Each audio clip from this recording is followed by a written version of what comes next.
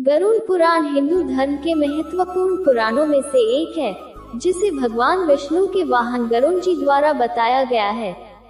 इसमें धर्म, नीति, मृत्यु काल की स्थिति और मोक्ष से संबंधित कई महत्वपूर्ण सिद्धांतों की व्याख्या की गई है।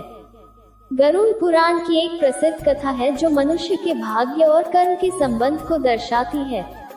इस कथा के माध्यम से यह समझाया गया है कि मनुष्य का भाग्य कैसे और कब लिखा जाता है। इस कथा के अनुसार एक समय गरुड़ जी ने भगवान विष्णु से यह प्रश्न किया कि मनुष्य के जन्म और मृत्यु का निर्धारण कैसे होता है और उसका भाग्य कब लिखा जाता है। भगवान विष्णु ने कहा कि मनुष्य का भाग्य उसकी मां के गर्भ में आने के समय ही लिखा जाता है। जब जीव गर्भ में प्रवेश करता है तो उसके कर्मों के आधार पर उसका आगामी जीवन निर्धारित हो जाता है। गरुड़ जी ने ये जानने की इच्छा जताई कि कैसे ये भाग्य और कर्म का बंधन तय होता है।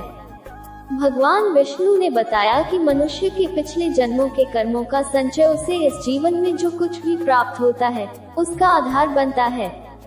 हर व्यक्ति जो इस संसार में जन्म लेता है उसके साथ उसके पूर्व जन्मों के कर्मों का हिसाब भी होता है।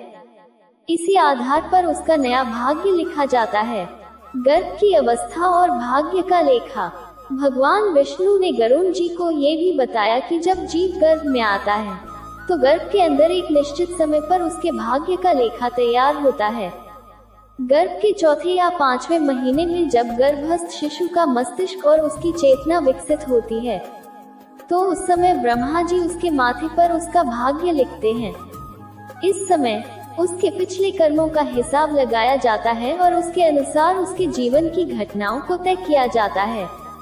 ब्रह्मा जी का लेखन। ब्रह्मा जी, जो सृष्टि के निर्माता माने जाते हैं, प्रत्येक जीव के लिए एक योजना तैयार करते हैं। ये योजना मनुष्य के पिछले जन्मों के कर्मों पर आधारित होती है। जो अच्छे कर्म करता है उसके लिए ब्रह्मा जी अच्छा भाग्य लिखते हैं, जबकि जो पाप करता है उसके लिए दुख और कष्ट से भरा जीवन निर्धारित होता है। ब्रह्मा जी द्वारा भाग्य लिखने का ये कार्य उस समय होता है जब जीव गर्भ में होता है और इस कारण इसे कोई बदल नहीं सकता। हालांकि ये भी माना जाता है कि मनुष्य अपने कर्मों से अपने भाग्य को कुछ हद तक बदल सकता है, लेकिन प्रारब्ध यानी पहले से निर्धारित भाग्य अपरिवर्तनीय रहता है। कर्म और भाग्य का संबंध। भगवान विष्णु ने गरुड़ जी को ये भी समझाया कि मनुष्य का भाग्य उसके कर्मों के आधार पर निर्धारित होता है। हर कर्म, चाहे वह अच्छा हो या बुरा, उसका फल अवश्य मिलता है। यह एक प्राकृतिक नियम है जिसे कोई भी नहीं बदल सकता। भगवान ने कहा कि कर्म 3 प्रकार के होते हैं। एक संचित कर्म। ये वो कर्म है जो व्यक्ति ने अपने पिछले जन्मों में किए हैं और जिनका फल उसे अभी तक नहीं मिला है। ये कर्म व्यक्ति के नए जन्म में उसके साथ आता है और उसके नए भाग्य का हिस्सा बनता है। 2 प्रारब्ध कर्म। ये वो कर्म होते हैं जिनका फल व्यक्ति को इस जन्म में मिलना तय होता है। प्रारब्ध कर्म ही उस व्यक्ति के जीवन की दिशा और उसकी परिस्थितियों का निर्धारण करते हैं। 3 क्रियमाण कर्म। ये वो कर्म होते हैं जो व्यक्ति इस जीवन में करता है और जिनका फल उसे भविष्य में मिलेगा। इन तीनों प्रकार के कर्मों का योग ही मनुष्य का भाग्य बनता है। प्रारब्ध को बदलना बहुत कठिन होता है, लेकिन अपने क्रियमाण कर्मों के द्वारा मनुष्य अपने भविष्य के भाग्य को बदल सकता है। भाग्य और कर्म। गरुड़ पुराण में एक कथा आती है जो इस सिद्धांत को और भी स्पष्ट करती है। कथा के अनुसार एक बार एक राजा ने भगवान विष्णु से यह प्रश्न किया कि क्या मनुष्य अपने कर्मों द्वारा अपने भाग्य को बदल सकता है। भगवान विष्णु ने उसे एक उदाहरण देकर समझाया। एक गरीब ब्राह्मण था जो जीवन भर भिक्षा मांगकर अपना गुजारा करता था। वह बहुत ही धार्मिक और कर्मशील व्यक्ति था, लेकिन उसके प्रारब्ध के कारण उसे गरीबी में जीवन बिताना पड़ा। एक दिन उसने ये निश्चय किया कि वह भगवान की आराधना करके अपने भाग्य को बदलेगा। उसने गहन तपस्या की और भगवान विष्णु उससे प्रसन्न होकर प्रकट हुए। ब्राह्मण ने भगवान से पूछा कि क्या उसकी तपस्या के फलस्वरूप उसका भाग्य बदल सकता है। भगवान विष्णु ने कहा, तुम्हारा प्रारब्ध तुम्हारे पिछले कर्मों के अनुसार ही है, लेकिन तुम अपने वर्तमान कर्मों से अपने भविष्य को सुधार सकते हो। तपस्या के फलस्वरूप तुम्हें मोक्ष प्राप्त हो सकता है, लेकिन जो इस जन्म का भाग्य है वह तुम्हें भोगना ही होगा। इस प्रकार भगवान विष्णु ने उसे यह समझाया कि प्रारब्ध को कोई बदल नहीं सकता, लेकिन वर्तमान में किए गए अच्छे कर्मों से भविष्य में जीवन की दिशा को बदला जा सकता है।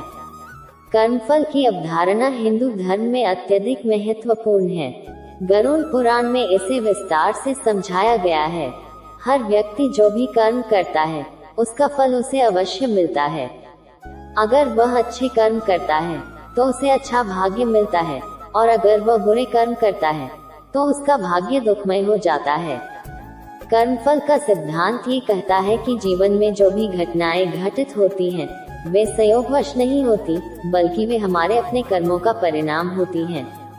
अगर हम दूसरों के साथ अच्छा व्यवहार करते हैं तो हमें भी अच्छा फल मिलता है। अगर हम पाप करते हैं तो हमें उसका दंड अवश्य मिलता है। गरुड़ पुराण में मृत्यु के बाद के जीवन और कर्मफल का भी वर्णन किया गया है। जब व्यक्ति की मृत्यु होती है तो उसका आत्मा यमलोक की यात्रा करता है, जहां उसे अपने कर्मों का हिसाब देना पड़ता है। यमराज, जो न्याय के देवता माने जाते हैं, व्यक्ति के कर्मों का न्याय करते हैं और उसके अनुसार उसे स्वर्ग या नरक का फल देते हैं। अगर व्यक्ति ने अपने जीवन में अच्छे कर्म किए हैं तो उसे स्वर्ग की प्राप्ति होती है, जहां वह सुखी जीवन बिताता है। लेकिन अगर उसने पाप किए हैं तो उसे नरक में यातनाएं झेलनी पड़ती हैं। गरुड़ पुराण में नरक की विभिन्न यातनाओं का भी वर्णन किया गया है, जो पापी आत्माओं को उनके कर्मों के अनुसार दी जाती हैं। गरुड़ पुराण की इस कथा से यह स्पष्ट होता है कि मनुष्य का भाग्य उसके कर्मों पर आधारित होता है। जब जीव गर्भ में प्रवेश करता है तभी उसके भाग्य का लेखा तैयार हो जाता है, और यह उसके पूर्व जन्मों के कर्मों के आधार पर होता है। प्रारब्ध को कोई बदल नहीं सकता, लेकिन अपने वर्तमान कर्मों से मनुष्य अपने भविष्य को बेहतर बना सकता है। भगवान विष्णु ने गरुड़ जी को ये शिक्षा दी कि मनुष्य को अपने कर्मों पर ध्यान देना चाहिए, क्योंकि वही उसके जीवन का मार्ग निर्धारित करते हैं। कर्मफल का सिद्धांत यह सिखाता है कि हमें सदा अच्छे कर्म करने चाहिए, ताकि हमारा भाग्य भी शुभ हो और हमें अंततः मोक्ष की प्राप्ति हो। मित्रों, इस वीडियो में इतना ही। फिर मिलेंगे अगले वीडियो में। तब तक आप स्वस्थ एवं मस्त रहिए। और हाँ, मेरे चैनल पारुल धर्म स्टोरी को लाइक एवं सब्सक्राइब जरूर कर लें, जिससे आपको ऐसी ही ज्ञानवर्धक जानकारी मिलती रहे। जय श्री कृष्ण। राधे राधे।